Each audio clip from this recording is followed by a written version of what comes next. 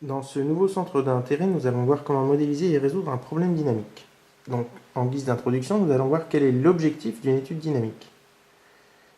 L'objectif, ou les objectifs d'une étude dynamique, c'est quoi? C'est de mettre en relation, donc en équation, le lien qui peut exister entre les propriétés de masse des solides, les actions mécaniques extérieures agissant sur ces solides et les accélérations subies par ces solides.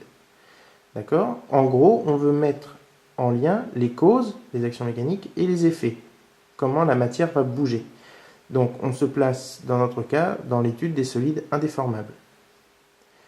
Prenons deux exemples. Imaginons le mécanisme de la croix de Malte que vous pouvez retrouver sur la capsuleuse. On peut se poser la question de quel moteur mettre en place pour assurer la loi de mouvement souhaitée. On souhaite que le plateau tourne à telle ou telle vitesse.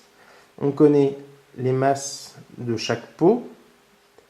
Quel moteur dois-je choisir pour être capable d'assurer un entraînement à cette vitesse-là?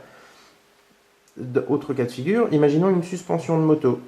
On voudrait savoir quel est le débattement maximum que nous allons avoir compte tenu des ressorts et des efforts extérieurs, c'est-à-dire les efforts liés à la route, les efforts liés au poids du pilote, etc.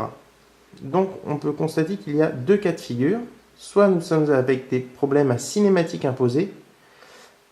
La cinématique est connue, on sait comment les différentes pièces vont se déplacer. Par contre, on ne connaît pas encore les actions mécaniques. Soit dans un cas de figure à cinématique libre et à action connue. Je sais quelles sont les actions mécaniques que j'applique sur mon système et je veux en déduire quelle est la loi de mouvement qui va régir mon système.